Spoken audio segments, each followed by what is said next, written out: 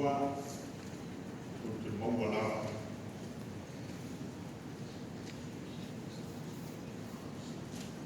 O mea mo foi tau te ole mai ai e te talo o iai e whātua maua lava e o tō. Na tātou matua le nā whai whātasi. Ole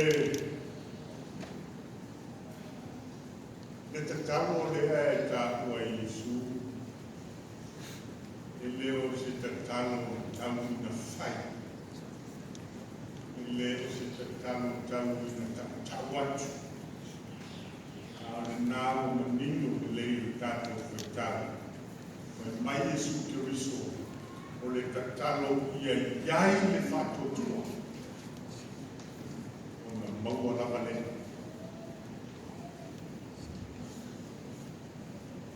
Lona winga o le tatalo e te tau na iai le loto atoa. O le manatu atoa. O le anganga atoa, o le mārosi atoa. Te talo lane nā e talima. Nā ua saru noa o tu le Yesu Kiriso. E ia o le mea na whaia e le mati. Ka pe nā whoiono o tō whai atu i nei mauma hape sa. Te hane winga o e me.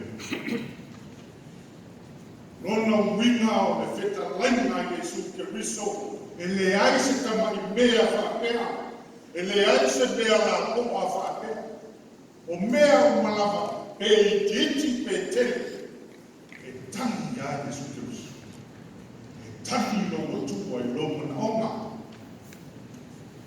e ala le nā na iei mati, whatusa o mea laiti, maunga o se mea tele, na nei te o tātou whapea ai longa a tali mea tua e titi. Tali lo o tua e lo manhonga. Na nei te o tā whapea ifo o te le te o tā manako. E ai tali mea tua e mea uma. Ua se tala manino le tala ne. Ua whanau tani iau fo i la tātou whai tau na te whakona. Le tāpare nei le mati. E whālawa ni tū te tele o lo ta oto a te tonu. O te unako si o tātou whi tū whahi ai, le a whonso ra monu. A whai fwoi wa pātu nā me tasi te ua e tū maa me si rua. E nā la hona wha. O le manatu mua, nā ero ta oto ai te tonu le tala nea, o le ata tangia na, tusa o le ata la wha'i le nā o le nu, Israel. O se wha tusa le nā o le nu o Israel, ma le afio whatuku mai o le atua. Oi, Yesu Kiriso. Mea peo na tātou whai tau, e whio mai o le li. O ala langa ni tangata, o la tau whora lea, ai whai mai a. Whai mai a o tusi uku mana o whai tau langa siri, ma whao atu i a te lata. Whai te lai Yesu, a whai ele ala langa tangata nei o le a whaaluma ina o tau tangata. Ala langa mai mea e le iola. Wā, o maa. Le a whaatino e le mea e le se ola a tau ngā wana whai. O whea raisi. Le ala langa mai o tangata pe ala langa mea e le iola. E se a le fina ngalo i Yesu. Tonu le tusi a luka le nā e o whamatala ai. E a whai e te whai tau fo i le luka le tau ko skumaliva. Te so e a tātou tusi i le luka le tau ko skumaliva. Whai u ko skumatasi man wha skumalua. Te o tātou whanau fo i le wha soa a luka. A whai o konga whai tau.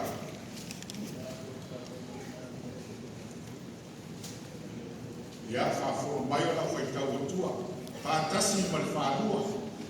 Wa lata ia wa sila fia e ia le ai.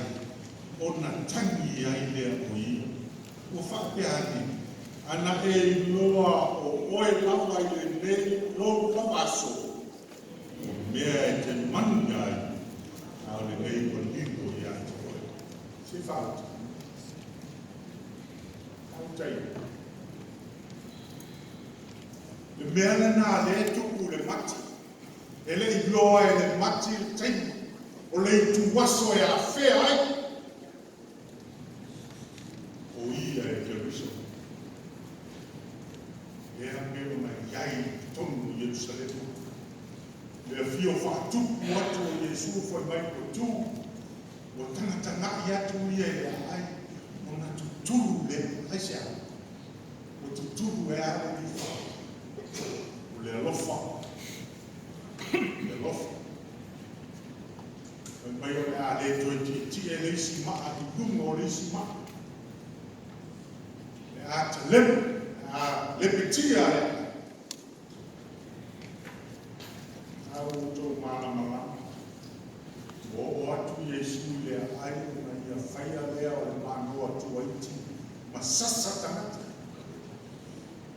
Mai tu leila Jesu Keriso. O tō whaia o whale ana o e whaume. Pokao. E se le matui o sang wanga e. Anna o e whaume. Lale wina. Anna o e whaume. No na winga o le ana. Ua whaaputu iai oa tangata whaume. O le oso e a tangata whaume. Fasi ma whaume. Whaatusa lia e nā e le ri o lona manu manu. Whamai o le winga lia o tangata le whai. Ai whai mai e su te riso o whale o le whale tatau. O le mea e ana manatu e su te riso e tau mai ai. O lo tau whai tatau o na nungu mō whaamani ai. E tai le o le nā. Lea nā lai o na ia fuli launa. Ai whai mai au o stau lana. O le pule ai te whai ai le. Wale. Tālafu. E se fo i manatu o tangata. O te manatu ai ana fio mai le rio Jesu Keriso. Iona mamanu o lona sirisi ese. O ia o tu. O unga i tau whai i fofu mā tangata. Ai petani ese. Ese rana fio mai. Lava a whapea. O se tangata e pēta. Ai o le ana lea o le ana ia ai le fio mai o Jesu Keriso. E winga nā o le tala e mati. E o na tusia e isi o tangata. O le whaatusa lea o Jerusalem o le mati. O le ai se fua. Mai Jesu Keriso. O wane e toi fua e o le wha.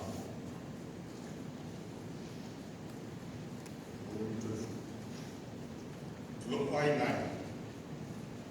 E o ngā whaenga le ia te koe. Tau tātou tāpena. Tātou sāu yuni. Wai le ioa le taipi a whea i koe ma. Se i sāu le ri whaola. Le ala tā tani ma whaola. Le asa tā mea na wata. E a whai le a se mea. Io whanono amala.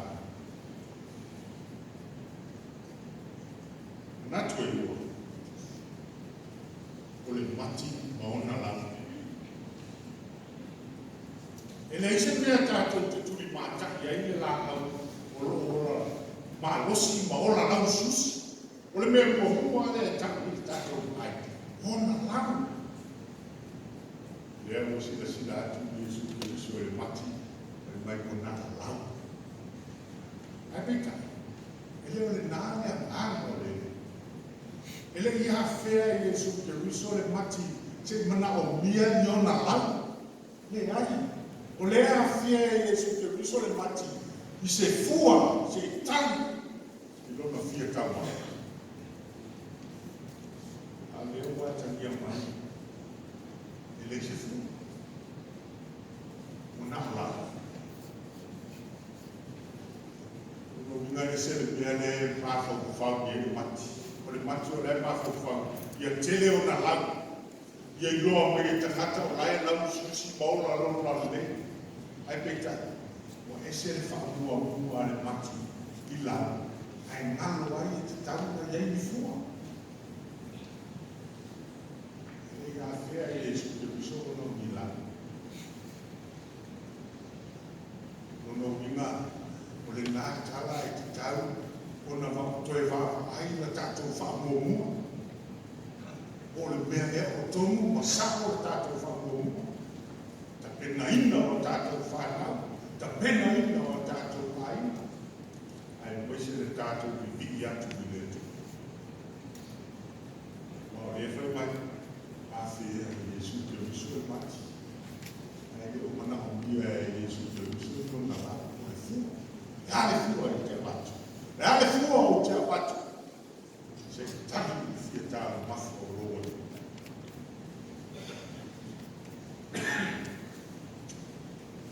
Se fifua. E ana whai mai a whai tātou ki te talo. I le te talo wa iai le whatua tua. Nā ranga te manuaia. Tātou te talo. Ma le loto atu. Mā whau atu. Ma le manatu atu. Tonu. O le mati. Ma ona manatu. O le mati foi maona na mona. E maadi e alu lea o le matu aina. O le fia i e whaitonga la ala. E ia le taimi o te whaalogo atu whapea. Ia, ai koe. A o ia toi sau e toi teu koe i se taimi mo mua e le aina o fua. Ia o le a whaumutia. Ela se matou ainda, não está na boa viana lá.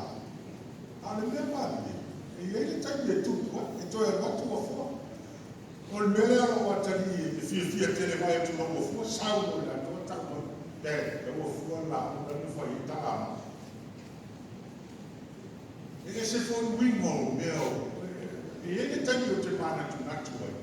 Ela não na ele lá, a luta tu meu. Não vai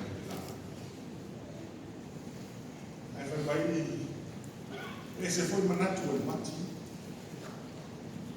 ole sau noanga Yesu que isso leva é mama o foi mais isso não anda into tu unio fua é o ele fala ele é esse sau noanga Yesu que isso o ia mate o pau ale o sau noanga Yesu que isso ia aua le tau iai ni o fua e whakama. E moni, o nai ese le whakutara ina e mareko. Ai, tātou te o e tusi o mātai o lea tātou te whaikawa. O le nā rawa le o bingo o le tama ma le tina. Nā oko ai na whakamo matā tene le tama ma le tene. E o maomu a whakamutara. Koe titi ango whaiatu le i ata. Awa te whaio ringa nai te sapali ai e awa. Te vai. Eo mo ngā tala ta māma ki tina. E tama whai, e whātonu tonu ai e tama manite. O te no nai whapena le manatu o le li whaora na tuku ai le tala lea le mati. Ina ia toi ti mahi le mati. Toi tā pena le mati. Ia toi a whio mai e su so wai ai se fu. Ai tani le nāre a ngāma le mati. Ai moi tatene le mati i sau manga le pero. Ai le whai atu Yesu te miso. Ia, e mati. Ai o matua ofo le au so. Matua umau na sau roa matu lei le li whaola. Awane toi iai so fua e o le whakapau. Ai vai atu o mama.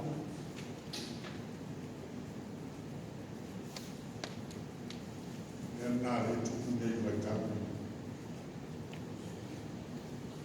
E a tātou e whi nau na ia le lei le tama ma le tene. Ai anu le lo. Le me whai tāre nā le le. Ai se a wā o le aise ta talo. O le aise tani atu i le atua. Le hana mea e talo na wha. A leo o tu lei sa unoa Yesu Keriso. Be tātou te ole se tamai mea whapea. Se mea te le. Tani ia o tua i o mana opa. E a whai o iai le loto ato. A ngana ato. Manatu ato. No winga. O le tami nao leo. O ni whai o tātou. O wani o tātou manatu i whoroa e ti ngā roa o ma whamutalaka tasi ian wharu uma si ian kure roa e leo nā tani o Yesu ke miso le tani tātou wala au ia te ia e ia whaasino mai lea ia te whaasino mai ia te e mea ia o na whai usai mai lea na tumulu o le mati malona yuma o le mati malona muta ana e le o manino alsa unoanga o le au manino alsa unoanga le mati lea na tulei sa unoa ia Yesu Keriso o le mati foi le nā le na fai mai no mama ele whapea ai bea nā awhia ai mati uma ea. Nā le mati a lea ka tu lei ai whao. Le mati nā lea mama. E o fo ia nā au na tutu whatasi ma le mati.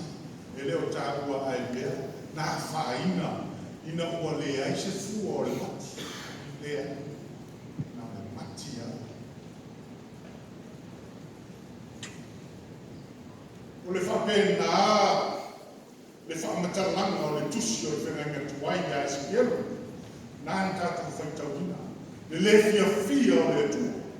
Ina o nofo le tangata ma whai mai, hai le mātua vini moto, ai mangia ia nifu o le whana, le aise mea whapena.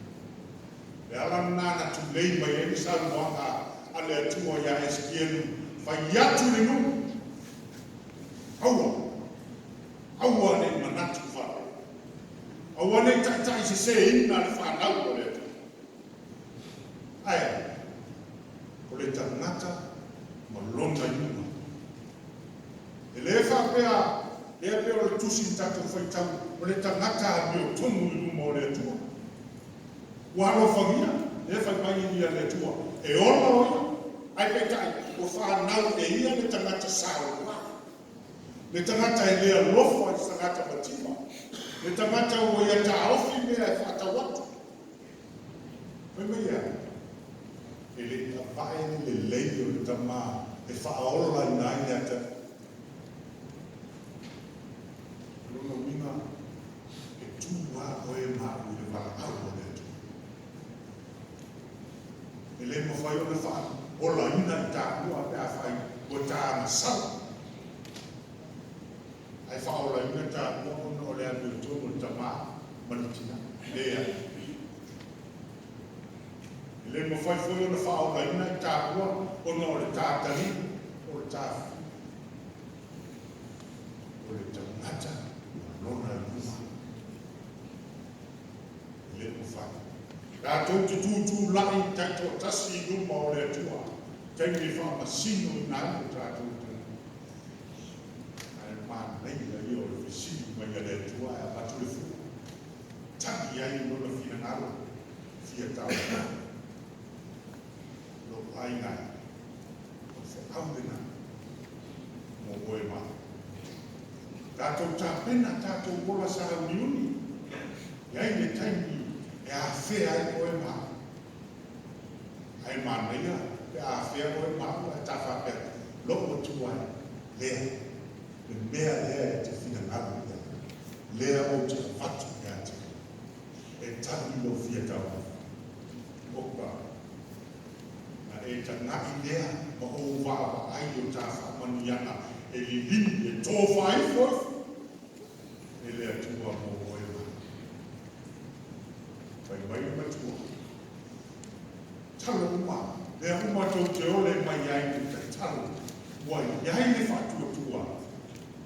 E maua ma lava e o tau. Swafo Yesu.